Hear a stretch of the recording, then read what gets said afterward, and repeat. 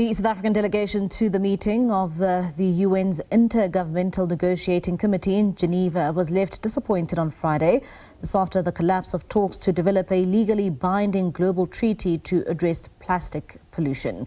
Back home, one environmentalist is doing her bit to eradicate plastic pollution in Gauteng's Hennops River. Tarryn Johnston is the founder of a Hennops Revival and Deep Water Movement, and she joins us now live via our video link. Tarryn, thank you so much for your time this evening here in SABC News. Let's start off here and tell us more about your initiative and your efforts of eradicating the Hennops River of plastic pollution.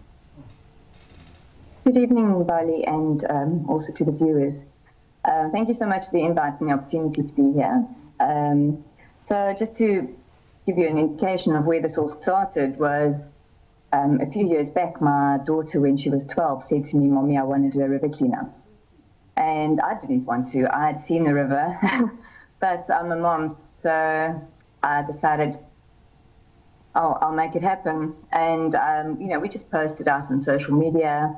We invited the community to join us, and it was really quite a success. And, of course, I got completely hooked. But, because I'd grown up on the Hennops River, playing in there as a child, to see what I saw that day was shocking to my core, because the water was black and there was just so much plastic everywhere. It was clogging things closed, the drains closed, and it was completely choked. So we just got in there and did what we needed to do, because we realized, that nobody else is going to do it. So we just took charge and carried on.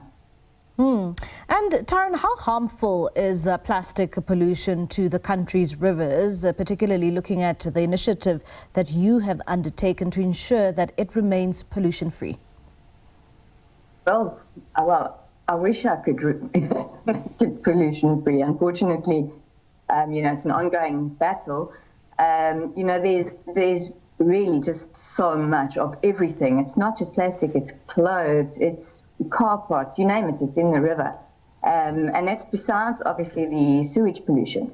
So, the plastic on its own and the microplastics are horribly damaging to a person's endocrine system. You can, we all know we're, breathing in plastic as we speak.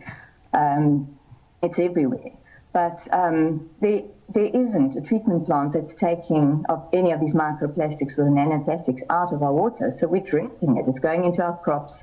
It's feeding our vegetables and growing the vegetables. It's going into our livestock. It's everywhere. And, I think this is causing huge health problems. Our bodies were not designed to digest plastic.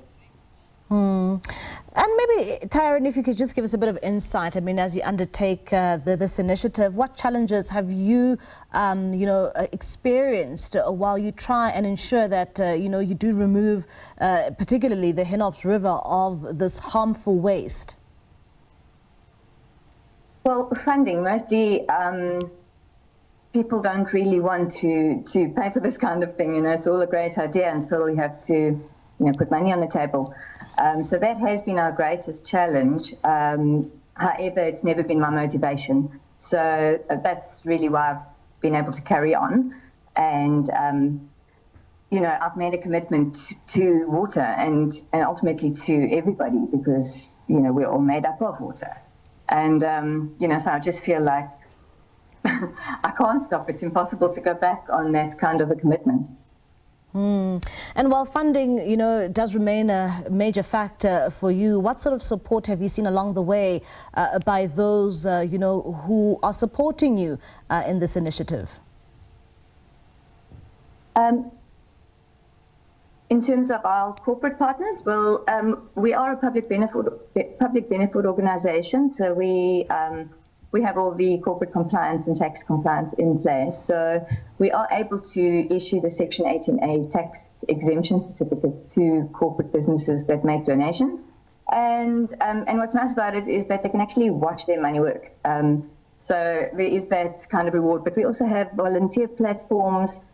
We make it safe. We make an opportunity available because there are a lot of good people and they want to do something, they just don't really always necessarily know where to start. So we provide a safe space, which is checked ahead of time, and make sure that obviously nobody enters the water because the contamination levels are so high. But we allow for people to actually give back, and it's quite rewarding for everybody to actually undress a tree of plastic. It's been covered in plastic for years. All right, Tarryn, thank you so much for your time. That's Tarryn Johnston there, the founder of Hennops Revival and Deep Water Movement there.